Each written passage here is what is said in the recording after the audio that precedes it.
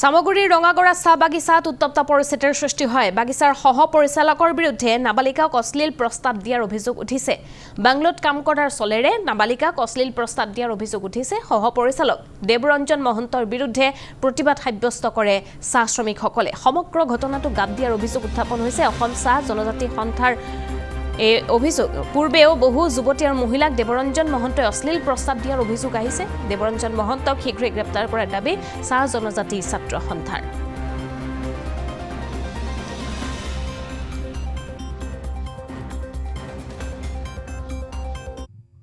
অতিশয় দুখৰ লজ্জাজনক কথা, আমি বাগানৰ মেনেজাৰ যিজন আছে, আমি মুখ্য যিজন বাগান পৰিচালনা কৰে, সেই বাগান পৰিচালনা কৰা মেনেজাৰ বা পৰিচালকজনক আমি বাগানৰ আমি মুখ্য গাৰ্জেন হিচাপে তেখেতক আমি গণ্য কৰোঁ।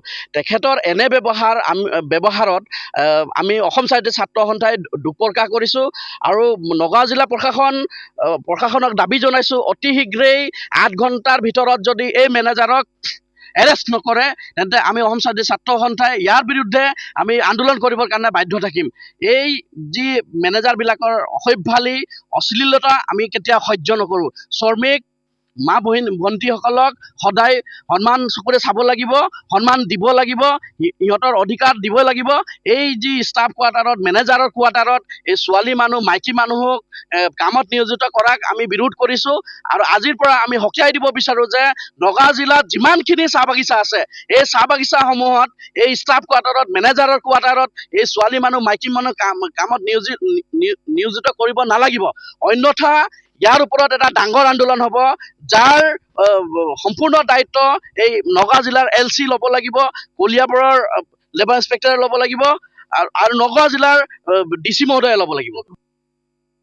এই সহকাৰী পৰিচালক মহোদয়ৰ পূৰ্বতেও বহু কথা তেনেকে অশ্লীল আমাৰ চাহ শ্ৰমিকৰ ওপৰত, মহিলাবিলাকৰ ওপৰত অশ্লীলতাৰ যি কুদৃষ্টি, যি বেয়া দৃষ্টি, সেই বেয়া দৃষ্টিবিলাক আমি পৰিলক্ষিত হোৱাৰ কথা আমি গম পাইছিলোঁ আৰু বৰ্তমানেও এই আমাৰ ৰঙাগড়া চাহ বাগিচাৰ পৰিচালক মহন্ত ডাঙৰীয়াই যি মহিলাৰ ওপৰত কুদৃষ্টি, অশ্লীলতাৰ যি বেয়া প্ৰভাৱ পেলাইছে সেইবিলাক আমি তীব্ৰ গৰিহণা দিছোঁ। আমি অসম চাহ জনজাতি ছাত্ৰ সন্থাই এই মেনেজাৰৰ ওপৰত বিহিত আৰু কঠোৰতকৈও কঠোৰ শাস্তি প্ৰদান কৰিব লাগে বুলি পেলাই আমি নগাঁও জিলাৰ প্ৰশাসন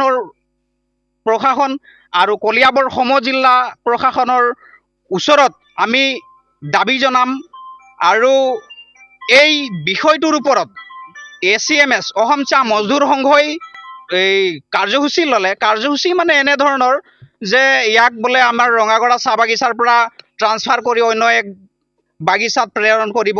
তো আমাৰ চাহ শ্ৰমিক মহিলাৰ ওপৰত এনে অত্যাচাৰ, এনে ঘৃণামূলক অত্যাচাৰ, বেয়া কুদৃষ্টি